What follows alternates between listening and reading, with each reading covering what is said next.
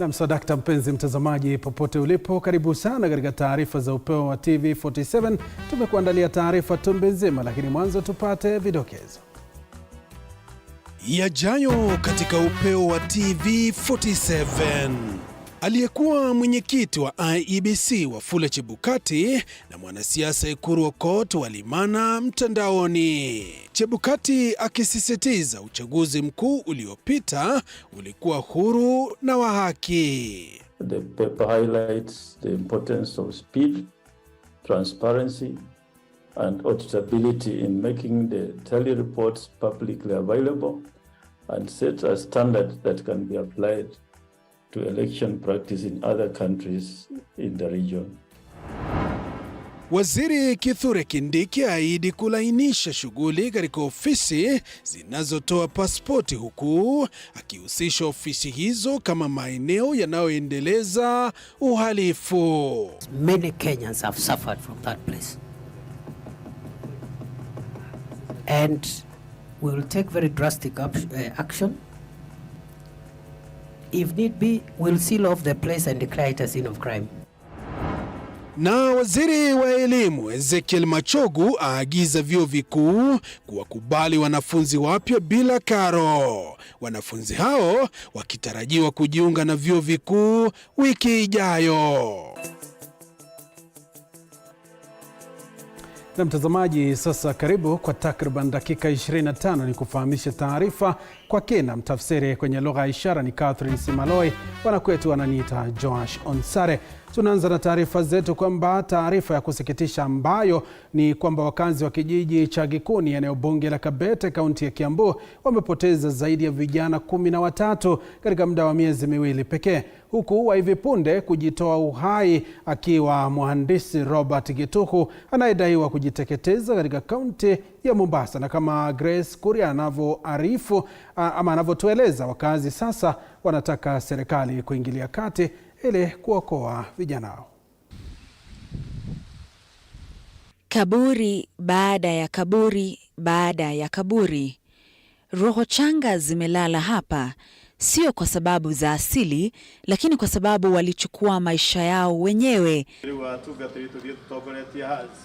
Na Alhamisi, roho nyingine changa ya mhandisi mwenye umri wa miaka 27 Robert Gituhu, ambaye anadaiwa kujitoa uhai kwa kujiteketeza moto mjini Mombasa wiki jana, amepumzishwa. Hapa tulipo Nyadhona leo tunapumzisha kijana wa 14 ambaye amejiua katika ward hii moja ya Nyadhona ndani ya Kiambu County. Katika ripoti ya DCI inasema kwamba Kiambu ndio imeongoza kwa kujiua na kuuana, ndio imeongoza katika Kenya for the last about 8 months. Tatizo kuu kutoka kwa vijana hawa katika kijiji cha Gikuni eneo bunge la Kabete kaunti ya Kiambu wanasema ni ukosefu wa ajira. Miaka mingi ya vitabu, masomo na kujitolea ambayo inaonekana kuwa bure. Mimi kazi venye si yuko kazi, napata kazi siku moja, nakosa mwezi. Hizo pesa haziwezi nisaidia, na kunywa zote, unaona, na kula jaba zote. Sasa serikali ifanye venye ipange venye itatusaidia. Kama serikali tumekuja na mipango ya kusaidia hivi hawa vijana, kama kuwatetea machini za kutengeneza kablo, na wengine wanapewa nguruwe ndio wakuwe na kazi ya kufanya, kwa sababu wamesema wengi wamekuwa wakijitoa moyo au hai kwa sababu hawana na kazi ya kufanya. Viongozi wa hapa wamekubali kuzindua mipango ya ushauri na saha katika maeneo yaliyoathiriwa ili kuepusha visa vingi vya kujitoa mahanga. Zoezi hilo baadaye litazinduliwa katika kaunti mzima. Inadaiwa kwa muda wa miezi miwili iliyopita vijana 13 wamejitoa uhai katika eneo hilo. Grace Kuria, TV47. Kwingineko, waziri wa usalama wa ndani Profesa Kithure Kindiki ameapa kusafisha idara ya uhamiaji kuhakikisha Wakenya wanapata pasipoti zao kwa wakati ufao. Kindiki, aliyefananisha idara hiyo ya uhamiaji sawa na eneo la uhalifu, ameahidi kukomesha utepetevu na ufisadi uliokithiri katika idara hiyo. Sheila Chelangat na taarifa hiyo. Many Kenyans have suffered from that place. And we will take very drastic action. If need be, we'll seal off the place and declare it a scene of crime. Ni kauli yake waziri wa usalama Kithure Kindiki akiapa kukabiliana na ufisadi uliokithiri katika jumba la Nyayo. Kwa muda mrefu, swala la kutafuta huduma za pasipoti limekuwa donda ndugu kwa Wakenya wengi na kuibua lalama katika Wizara ya Masuala ya Ndani. We will clean Nyayo House from corruption and all manner of crimes. There are others there collecting bribes and harassing the people of Kenya to get services which they should be getting for free and as their right. Waziri Kindiki sasa akionekana kuwakabili wanaokiuka utendakazi wao bila kuwajali wa Kenya ipasavyo. In cleaning up the mess that we have in the agencies that fall within my ministry. As I have said, I have received credible intelligence that could suggest that part of our problem in the processing of passport is a corruption problem. Kulingana na Kindiki, idadi ya pasipoti ambazo hazijatolewa kwa sasa imefikia 58,000, huku idara hiyo ya uhamiaji ikichakata takriban pasipoti 5,000 kila siku. So we have got some appropriations in aid now. We are increasing the capacity, and I believe by the next, when I give my next public accountability statement in a month's time, I will have reports on where we are. We will clear that backlog. Haya yanajiri wakati ambapo serikali imeahidi kuharakisha mchakato wa kutoa pasipoti nchini hadi siku 7 baada ya ombi la pasipoti, na kwamba katika siku zijazo muda wa utoaji utapunguzwa hadi siku 3 na hata ndani ya saa 24. Sheila Chelangat, Runinga ya TV47. Tuangazie taarifa nyingine. Wanachama wa kamati ya mazungumzo ya uwiano hapo kesho wanatarajiwa kupokea ripoti kutoka kwa kikosi cha sheria na kiufundi kuhusu mazungumzo kati ya Kenya Kwanza na Azimio yanayofanyika katika eneo la Bomas hapa Nairobi. Duru kutoka kwa kamati hiyo zinasema kuwa kikosi hicho cha kiufundi kimeweza kupiga hatua muhimu kufanikisha ajenda ya mazungumzo hayo. Haya yanajiri huku Rais William Ruto akisisitiza kuwa hakutakuwa na serikali ya nusu mkate licha ya mazungumzo hayo kuendelea. Mwanahabari wetu Apollo Kamau na mengi zaidi. Wanachama wa kamati ya mazungumzo ya maridhiano wanatarajiwa kurejea ukumbi wa Bomas hapo kesho kupokea ripoti ya kikosi chake cha sheria na kiufundi kinachoongozwa na Jeremiah Kioni wa Azimio na Daktari Muthomi Thiankolu wa Kenya Kwanza kuhusu ajenda ya mazungumzo hayo. Duru zasema kikosi hicho kimepiga hatua muhimu kufanikisha ajenda na kuweka karibu masuala yote tata kwenye ajenda, ikiwa ni pamoja na gharama ya maisha, suala tata la kupiga msasa matokeo ya uchaguzi mkuu uliopita na kuundwa upya kwa tume ya uchaguzi IEBC na afisi ya kiongozi wa upinzani miongoni mwa masuala mengine. Hata hivyo, kamati hiyo iko kwenye njia panda, kwani tayari uongozi wa Kenya Kwanza ukiongozwa na Rais Ruto na naibu wake Rigathi Gachagua ambao walizindua barabara katika kaunti ya Nyandarua hii leo tayari wamepuuza matokeo ya kikao hicho, huku Gachagua akimsuta Kioni. Hii serikali hii, mimi nawaambia hii serikali ni ya mahasla. Hakuna nusu mkate, hakuna handshake, hakuna hiyo borojo.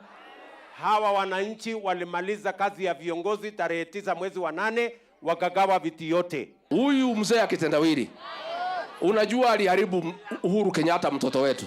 Si aliharibu Uhuru Kenyatta? Juzi ameingia hapa Daragwa, amechukua mtoto wetu anaitwa Kioni. Amemchanganya, siku hizi anavaa sufuria kwa kichwa. Kama kuna mtu ametutia hasara katika Daragwa na Nyandarua ni huyu mzee akitendawili. Katika kikao cha siku ya Jumatatu, kiongozi wa wengi Kimani Ichung'wah na mwenzake wa wachache Opiyo Wandayi katika bunge la kitaifa walisema kamati hiyo haitaruhusu siasa kutatiza kazi yao. Bunge la Seneti siku ya Jumanne wiki ijayo litajadili hoja ya kuhalalisha kamati hiyo ya uwiano baada ya bunge la kitaifa kupitisha hoja hiyo siku ya Jumanne. Apollo Kamau, TV47. Kwingineko, wakili wa mshukiwa wa ulanguzi wa dawa za kulevya katika eneo la NGARA Brian Kisa sasa anasema mteja wake Teresia Wanjiro huenda akaichukulia serikali hatua kali za kisheria iwapo mahakama itaamua kuwa hana hatia Jumatatu wiki ijayo. Hakimu katika mahakama JKIA Angela Njeri Thuku anatarajiwa kufanya uamuzi wa ni nani atajibu mashtaka kati ya Wanjiro na Kigunzu wanaozuiliwa wakati uchunguzi ukiendelea. Mwanahabari wetu Mike Gonga amekuwa akifuatilizia taarifa hiyo na sasa anatuarifu. Huenda serikali ikajipata pabaya baada ya mshukiwa wa ulanguzi wa dawa za kulevya Teresia Wanjiro kutishia kuishtaki mahakamani kwa madai ya kumharibia jina iwapo mahakama ya JKIA itaamua kuwa hana kesi ya kujibu. Kupitia kwa wakili wake Brian Kisa, Teresia Wanjiro amesema amepitia hali ngumu ikiwemo kudhoofika kiafya akiwa korokoroni, na iwapo mahakama itaamua kuwa hana hatia atafungua kesi ya kuishtaki serikali. Her family has been exposed to the media. Her name, her face, she's now been associated with a complex something she does not understand, the drug business. She's totally blue, she's totally green. She does not know what all this is about. You know, we have a problem. Hakimu mwandamizi katika mahakama ya JKIA Angela Njeri Thuku alitangaza Jumatano kuwa atatoa uamuzi kuhusu Wanjiro na mshukiwa wa pili Nancy Kigunzu Jumatatu ijayo. Kigunzu alikamatwa Jumatatu asubuhi, siku chache baada ya Wanjiro kukamatwa. Polisi walikisia wote kuwa MATHEE wa NGARA, mshukiwa mkuu wa dawa za kulevya katika mtaa wa NGARA hapa jijini Nairobi. For our client's case, we believe that it was just a case of mistaken identity. It was just a case of her being at the wrong place, at the right place, because she was actually at her food stall. She was at the right place, but it was simply at the wrong time. And that's when the arrest perhaps happened. So we believe that it's a case of mistaken identity, but we have allowed the police, the prosecution, to complete the investigation. Wanjiro wanazuiliwa katika kituo cha polisi cha JKIA huku Kigunzu akiwa katika kituo cha polisi cha Muthaiga. Hata hivyo, maafisa wa polisi wanaendelea na uchunguzi kubaini ni nani mshukiwa mkuu kati ya wawili hao. Mike Kagwango, TV47, Nairobi. Kwingineko, aliyekuwa mwenyekiti wa tume huru ya uchaguzi na mipaka IEBC Wafula Chebukati amesema uchaguzi wa mwaka jana ulikuwa huru na wa haki. Tangazo la Chebukati limeibua hisia mseto mtandaoni, huku mwanasiasa Ekuru Aukot akijibizana vikali na Chebukati. Mwanahabari wetu George Maringa na taarifa hiyo. Takriban mwaka mmoja baadaye, aliyekuwa mwenyekiti wa IEBC amevunja kimya chake kuhusu uchaguzi wa Agosti mwaka 2022. Kwa mara ya kwanza tangu uchaguzi wa mwaka jana, Chebukati amesema kuwa uchaguzi huo ulikuwa huru na wa haki. My paper is on the role of technology in improving the integrity of the electoral process and particularly focusing on Kenya. Chebukati alikuwa anazungumza kwenye warsha alipochangia kwa njia ya mtandao na kisha akaweka video ya warsha hiyo alipokuwa akitoa mchango wake mtandaoni. This paper is about the 2022 elections in Kenya and in particular focusing on the transmission of the tally results. Chebukati alikiri kuwa teknolojia ilitumika pakubwa kuwezesha uchaguzi huru na wa haki. Kulingana naye, 99.9% ya matokeo ya kura za urais yalitumwa kwa njia ya mtandao na kuwekwa kwenye mtandao mkuu wa matokeo. Now, the results transmission, as I said, is key. It is the last mile test, and IEBC tally reports for presidential elections. The law says all presidential election results must be electronically transmitted. Hata hivyo, matamshi hayo yalionekana kumkera aliyekuwa anakimezea mate kiti cha urais Ekuru Aukot, ambaye alitaka kumkosoa Chebukati. Kwa upande wake, Wafula Chebukati hakusita kumkosoa Aukot kwa kumwarifu kuwa hakufikia kanuni za kuwania kiti cha urais. Majibizano hayo kati ya Ekuru Aukot na Wafula Chebukati kwenye mtandao wa X Twitter yakaonekana kusisimua Wakenya. Chebukati alihudumu kama mwenyekiti wa tume ya IEBC kutoka mwaka 2017 hadi Januari mwaka 2023. George Maringa, TV47, Nairobi. Mtazamaji, tuachane na taarifa hiyo, tuangazie masuala ya afya. Wizara ya Afya nchini kwa ushirikiano na Shirika la Afya Duniani WHO imezindua awamu ya kwanza ya chanjo ya polio ambayo inalenga zaidi ya 95% ya watoto wote walio chini ya umri wa miaka 5 nchini. Shughuli hiyo imeanzishwa katika kaunti za Garissa, Kiambu, Nairobi na Kajiado. Eric Matika anaarifu zaidi. Zoezi la siku 5 la chanjo dhidi ya polio kwa watoto walio chini ya umri wa miaka 5 limeanza katika kaunti za Garissa, Kiambu, Nairobi na Kajiado, ambapo watoto milioni 1.8 wanalengwa hadi mwisho wa Jumatatu tarehe 28. Waziri wa Afya Susan Nakhumicha akizungumza wakati wa uzinduzi wa shughuli hiyo katika hospitali ya rufaa ya Ruiru, kaunti ya Kiambu, amesema kampeni ya chanjo itafanyika kwa awamu 3 katika kaunti 10 zilizo na hatari kubwa ya polio. Gavana wa Kiambu Kimani Wamatangi kwa upande wake akiahidi kuhakikisha watoto wote wanapokea chanjo hiyo. We are going to target the 4 high risk counties starting with Garissa. Other counties that we are targeting here will be Kiambu, Nairobi and Kajiado. In this round 1, we intend to reach 1.8 million children under 5 years. To reach all these children, vaccination teams will be moving from house to house, vaccinating all children under the age of 5, irrespective of their current vaccination status. Facilities are within and spread into the deep rural areas. That means that with our network of more than 4,000 community health promoters, we are directly in touch daily with the lowest of the low at the grassroots level. Shughuli hiyo ya chanjo katika kaunti ya Garissa imefanyika kufuatia mlipuko wa ugonjwa wa polio katika kambi za wakimbizi mjini Dadaab mwisho wa Juni mwaka huu. We need to ensure we get the highest value from this exercise by reaching the farthest corners of our villages. Chanjo zinazotumika katika shughuli hizi zimejaribiwa na kuthibitishwa na Shirika la Afya Duniani, Bodi ya Dawa na Sumu na Maabara ya Taifa ya Kudhibiti Ubora. Balozi wa Marekani Meg Whitman amesema Marekani itaendelea kushirikiana na serikali ya Kenya na washikadau wengine katika juhudi za kukomesha ugonjwa huo wa kupooza. We have to vaccinate at least 95% of all children under 5 years of age in high-risk areas to stop this outbreak.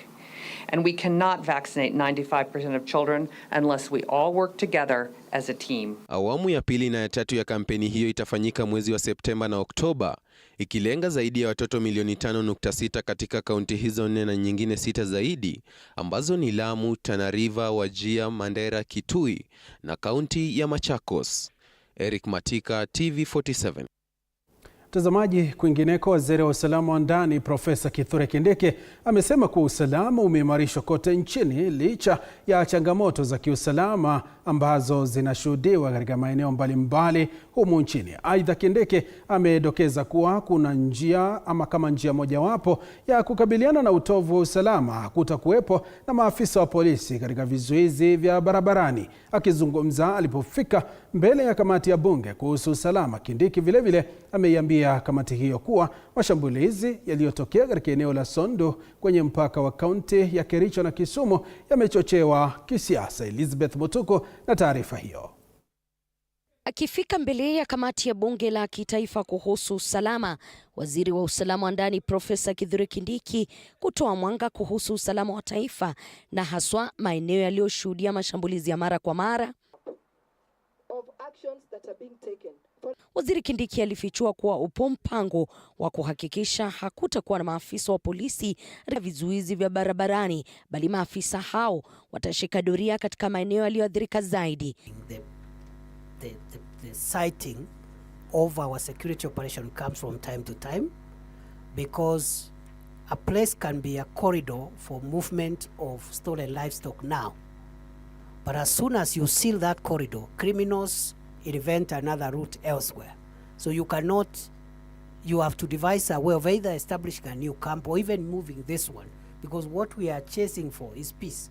What we are chasing is crime prevention. It's not just the sighting of those camps. Akijibu swali la mashambulizi katika eneo la Sondu katika mpaka wa Kericho na Kisumu ambapo zaidi ya watu 10 waliuawa, Kindiki anasema kuwa mapigano hayo yanachochewa kisiasa na kuwa wamechukua hatua za nidhamu kwa maafisa waliozembea kazini, huku wabunge wakitaka uhamisho kwa maafisa wa usalama waliohudumu katika eneo hilo kwa muda mrefu. Politics sometimes comes in and colors and takes advantage of that. So it was caused by politics, political differences, and I agree with you. The situation is not good because a few of our people have lost their lives. And what we have done, as you speak, there is a team, high-level team from the ministry, which is on the ground now. We also realized that there were gaps, and we have already taken we have initiated disciplinary action against some officers whose laxity and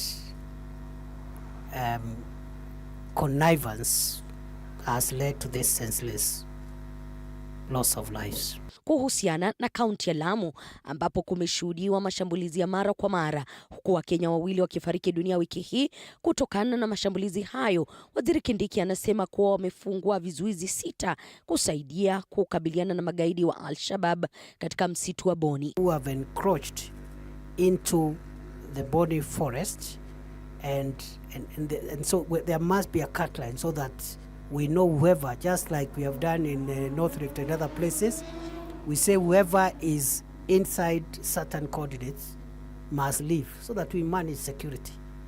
But right now there are people, some of them are pretending they are doing agriculture, but they are right inside the forest, and we've discovered some of them could be harboring criminals.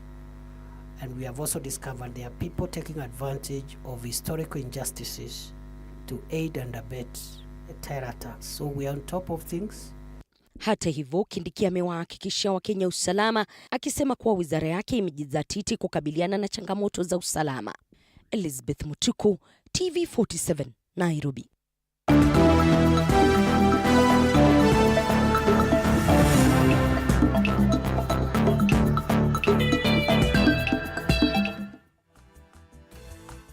Na mtazamaji, sasa tucheze viwanjani. Timu ya taifa ya volleyball MALKIA Strikers itachuana na Misri leo saa 2 usiku kwenye fainali ya mchuano wa volleyball barani Afrika.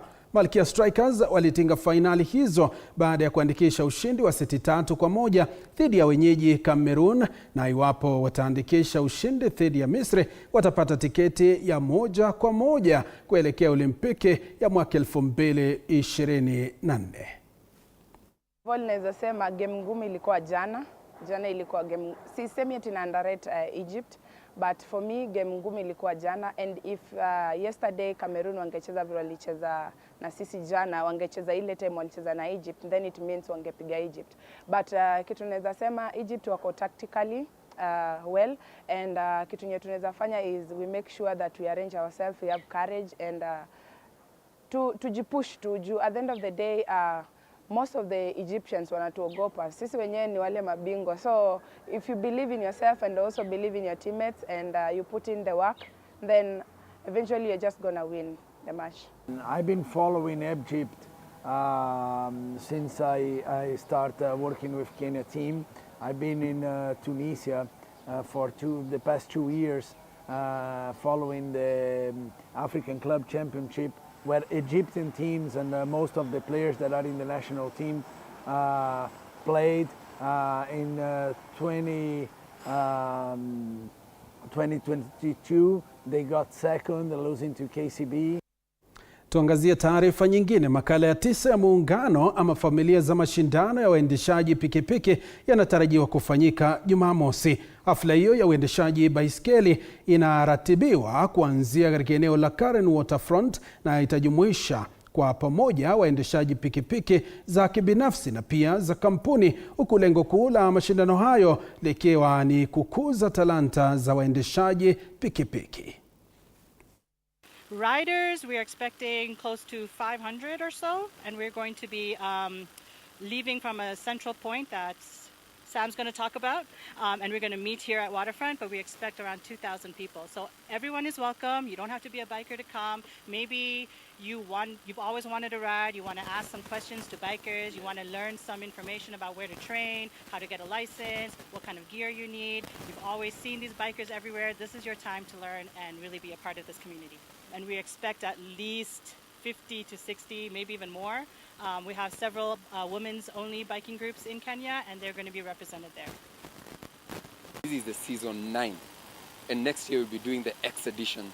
And last year we had the 8th edition, which was the Infinity edition, and it was amazing. We had guys who are riding in the morning ride, because we normally do a morning ride from the CBD all the way to Waterfront for the cause. And last year we had around 500 guys riding in the morning, that is at 8 to 10. The event starts at 10 a.m. at Waterfront, Karen. So we ride in around 500 of us.